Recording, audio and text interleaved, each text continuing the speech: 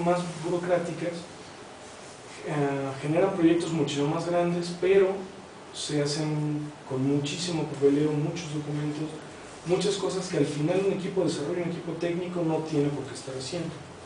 Entonces, en ese sentido yo me fui un poco más hacia la parte caótica para demostrar que la burocracia tiene que quedar fuera del desarrollo del sistema, pero no del todo, porque al final necesitamos un poco de orden. Entonces, la parte más caótica del desarrollo de sistemas es la parte de codificar y probar. De hecho, en inglés le dicen cowboy coding, porque es llegar, programar y sacarlo. En este caso es parecido a eso, pero con un orden, con ciertas iteraciones y con una comunicación del equipo.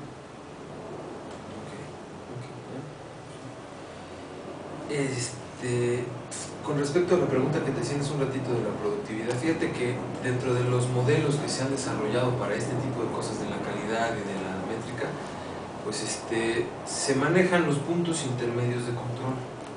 Es una manera de que tú puedas ir ajustando tornillitos y mejorando tu proceso, ¿no? ¿Dónde los pondrías?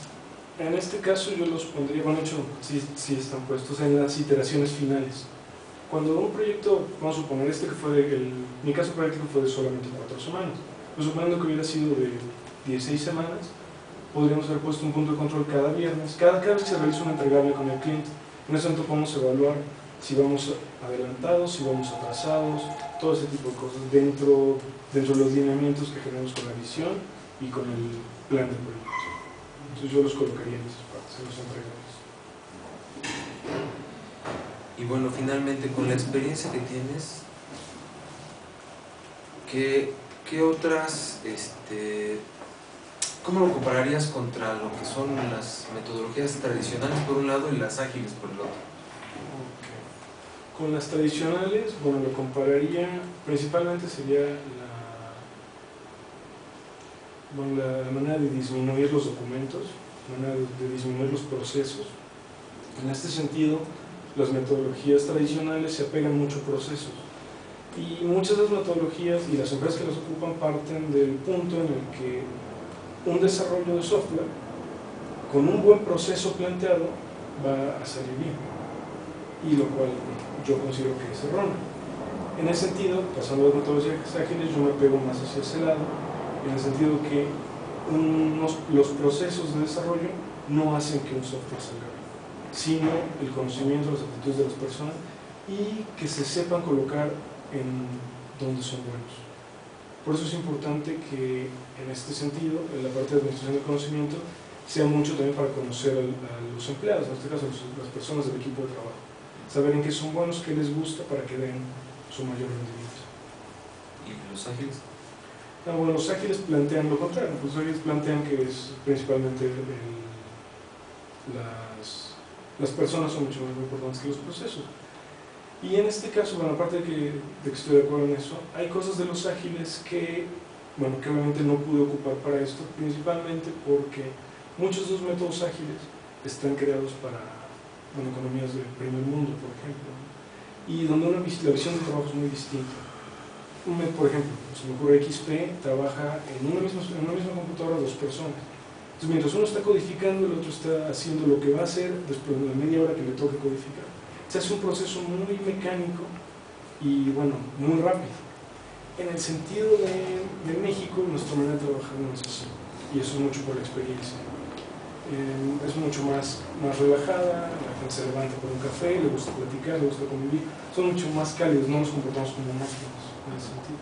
Entonces, en esa parte yo creo que sería algo muy diferente a las metodologías ágiles. Ok, muchas gracias. Sería todo. Déjame empezar como empezó Iván, felicitándote. Gracias. Yo veo que este es un trabajo bien interesante. Creo que le falta una cantidad brutal de trabajo.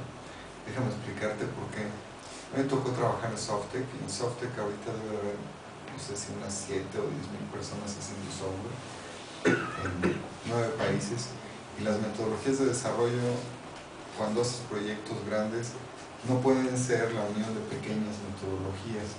No es lo mismo hacer casitas del Infonavit que echarse una fresa grande, ¿me explico? Entonces, cuando te preguntaba Elvia si se podían aumentar y acomodar esta estrategia, fuiste medio valiente o imprudente en decir, sí, sí se puede. Créeme, cuando ya son muchos equipos de trabajo y tratan de juntar el trabajo de todos, se vuelve muchísimo más difícil, y por eso es que usamos las metodologías tradicionales y son muchísimo más pesadas y todo, justamente por eso, porque es complicado. Independientemente de eso, es un trabajo que a mí me gusta por una razón muy sencilla. Fíjate que aquí en México la gran mayoría de las empresas tiene departamentos de informática cuya área de desarrollo es menor a 10 personas. Es decir, las áreas de desarrollo son pequeñas.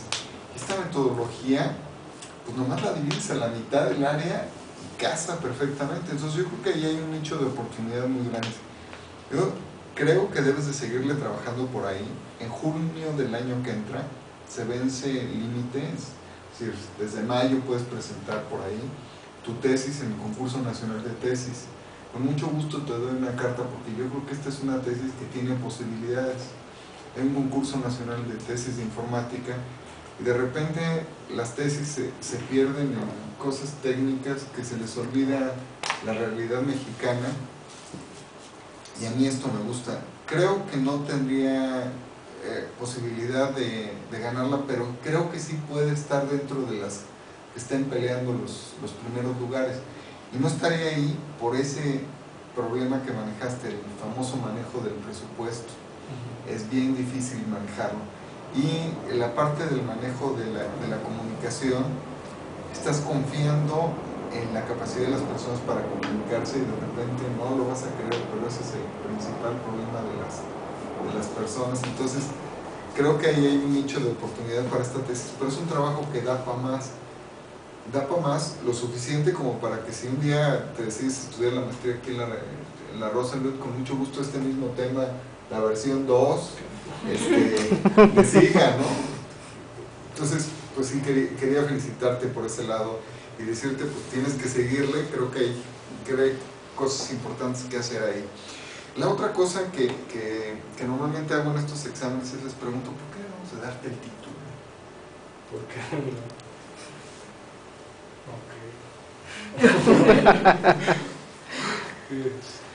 Bueno, principalmente porque mi tesis en este sentido es algo que considero que no se había tratado de esta manera, adecuando un sinfín de metodologías ágiles para un proceso de desarrollo especializado en México, con el contexto que tenemos económico, el contexto social, la manera de trabajar de cada uno de nosotros, que es, como decía ahorita, decía Iván, ¿no? Es muy diferente a otros países.